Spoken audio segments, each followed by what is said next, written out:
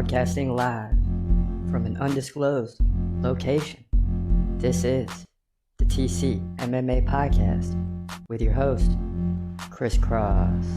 Whoa!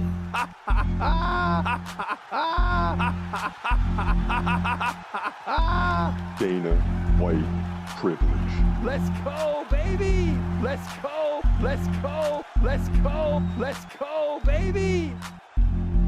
Dana White privilege. Privilege.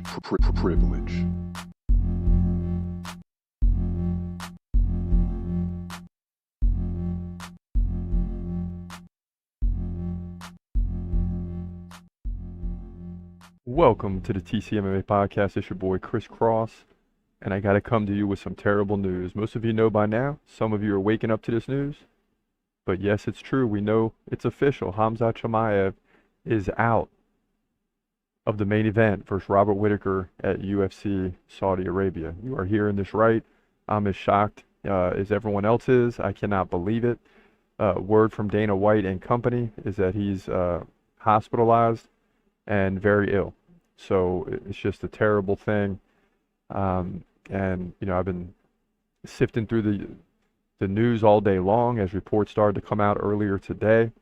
I was actually at a baseball game, and I'm sitting there Googling and trying Twitter, or X, I guess you should say, trying to get the news. And then finally Dana White comes out and says, yes, it's official that Aliskerov, who only has one loss to Khamzat Chimaev, oddly enough, will now replace Chimaev and fight Robert Whittaker. So just devastating news, devastating for Khamzat, devastating for the UFC, the world of MMA. Everybody wanted to see this fight. Everybody wanted to see this fight. You're either rooting big for Khamzat or you're rooting for him to lose, but you definitely wanted to see this fight because you wanted those questions answered. That's the bottom line, and we can all come together for that purpose, that we wanted to see what was going to happen, and now we're going to have to wait what seems like a very long time for Khamzat to be in this position once again. It was a golden opportunity that unfortunately he's got to pass on. And you know, Aliskerov gets a step in. He's already prepared to fight in 2 days, just 48 hours. And that fight has been canceled, the co-main event at UFC Vegas 93 this Saturday night. And he moves into the main event at UFC Saudi Arabia on a big stage. And I'm sure he is ecstatic today. I mean, I'm sure he is absolutely ecstatic to be fighting Robert Whittaker. What a golden opportunity for him. And being that he has just one loss against Khamzat, you know, all eyes are on him to see what he can do against Robert Whittaker. I don't think it'll go well, but we'll have to really look at it and research. I mean, the experience that Robert Whittaker has is certainly going to be a factor in this fight, but we have not done the prediction yet. All right. So I'm going to break that thing down and give you a realistic prediction probably sometime tomorrow or over the weekend once I get past this news. So when the word came down, I think I punched the steering wheel. So I said in the other video, I got out of the car, mad, got back in the car, screamed, just all types of upset. Number one, because my favorite fighter is not fighting. Next week's my birthday. I'm all in. I was ready to go. We've done 20 to 30 videos on Khamzat versus Whittaker. All those videos are now a moot point, right? Next week we should get paid dividends as we lead up to that fight, as all the people are going back and watching the videos and, you know, seeing what's being said about that fight. Well, now it's history. The fight prediction is history. The podcasts we've done are all a moot point now and going forward, and that just really stinks, you know. But at the same time, we got to march forward. You know, the bottom line is, what's next for Khamzat? Where does he go from here, right? You know, assuming that he recovers 100%, assuming that he's good, you know, first and foremost is his health, right?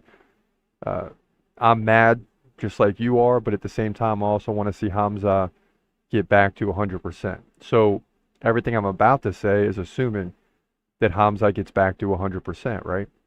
So first, Will he get a Robert Whittaker type fight next? The answer is no.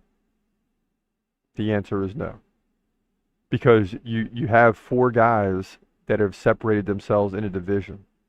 The only possibility for Khamzat to fight next now, with this terrible news, is going to be Nazardine Mavov, who had, a good performance against Jared Cannonier, but not great. Because he's like the 5th guy. He's like on the outside looking in. And I'm talking Robert Whittaker, Adesanya, Sean Strickland, and the winner of Aliskerov versus Whittaker. Those 4 guys are going to be like in a semifinal, then go into a final for the title. There's going to be one title fight in that semifinal, then another title fight. This was a terrible time. Even worse than the Leon Edwards pullout back when he had COVID, right? And he had a really bad case of it. This is even worse because this sets him back even further. I mean, now you're going to be waiting on this division to take shape. Even if you beat a guy like a Mavov 6 months from now or 4 months from now or whenever that fight happens, then you still got to come back and fight someone else who's probably going to be a loser of that semifinal I just talked about. Once this Whittaker fight's done, you're probably, if Whittaker wins, he's probably fighting Adesanya maybe again, or maybe he's fighting Sean Strickland and Adesanya's fighting Duplessis.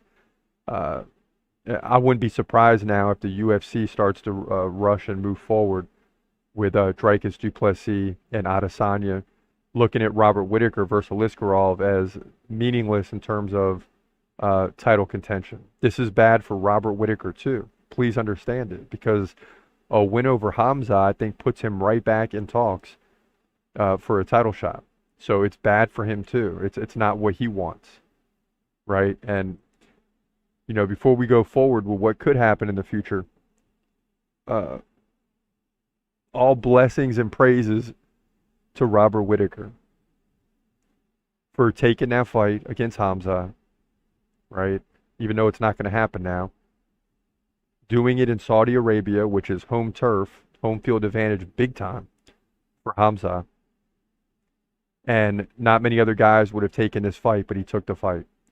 And you got to give it up for Robert Whittaker. I'll be rooting for Robert Whittaker to win probably against Ikram Aliskerov, assuming that that's the way I go with the prediction, which right now I'm leaning that way, but I got to get into the stats and see what I can find. But, this news today is absolutely devastating. It is what it is, and now we have to march forward and kind of regroup and start from scratch, right?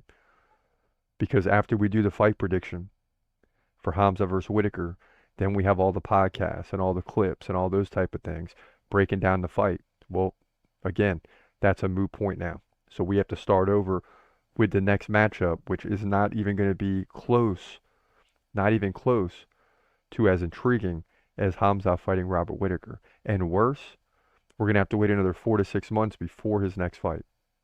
So this pullout 10 days before the fight easily cost Khamzat Chimaev 1 year.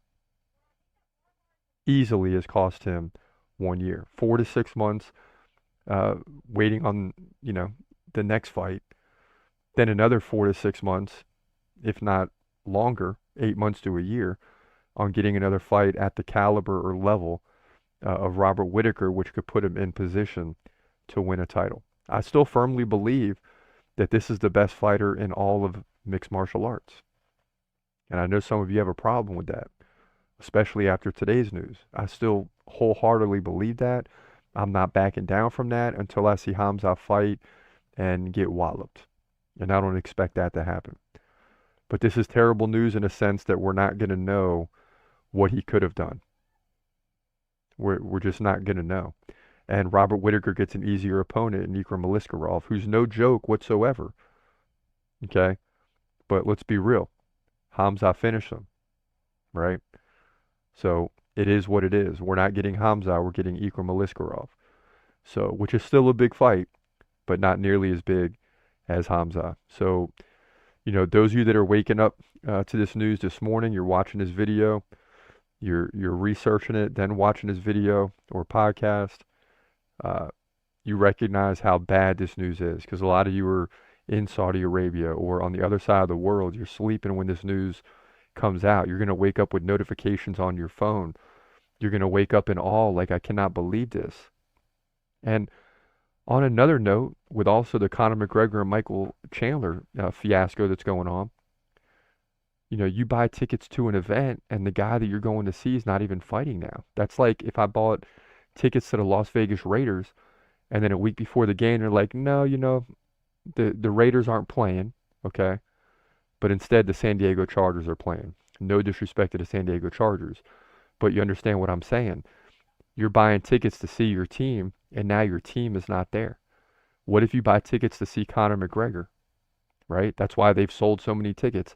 And what if he doesn't fight, right? This is a real problem for the UFC, and I'm sure, you know, Dana White is putting on a smile face and talking about the opportunity for Ikram Aliskerov and the new fight matchup, and that's all the UFC can do is move forward. That's what they should do. That's what they're supposed to do. Okay, that's what they're kind of obligated as a business to do. But let's be real, you can't say that this is just as good of a fight as Khamzat versus Whittaker. It's not even close. It's the bottom line. And if Ikram does beat Robert Whittaker, imagine what Khamzat would have done to him. That's all I'm saying. So that's what's happening. We got on the podcast late, so there's not a lot of chatter in the chat room right now because some people are sleeping and some people haven't awakened yet on the other side of the world. But we had to get this in today, make sure we bring the news to you and react, because obviously on this podcast, Khamzat Chimaev garners a lot of our time. And that's why this is completely devastating for us. But nonetheless, that's a wrap for now. We'll be back with more next week as we roll into UFC Saudi Arabia. Robert Whittaker versus Ikram Aliskerov. It's crazy to say it. It sounds even weird to say it, but that's the way it is. We will not have the watch party this Saturday night because right now, Florida Panthers are up 4-1, about to take a 3-0 lead, okay, in the Stanley Cup final, and they'll be playing for the Cup Saturday night. I've been a huge Florida Panthers fan since I've been a kid. They have yet to win the Stanley Cup final, and they're up 3-0, so playing for it, more than likely, unless I go back in the house and something has greatly changed, the Florida Panthers are playing for the Stanley Cup on Saturday night and looking to be the first team in what would they say 26 years, 20-something years, to get a sweep in the Stanley Cup final. Not going to be easy, but very possible. Nonetheless, that's a wrap. This is your boy Chris Cross. I hope you have a great day and God bless. As always, peace.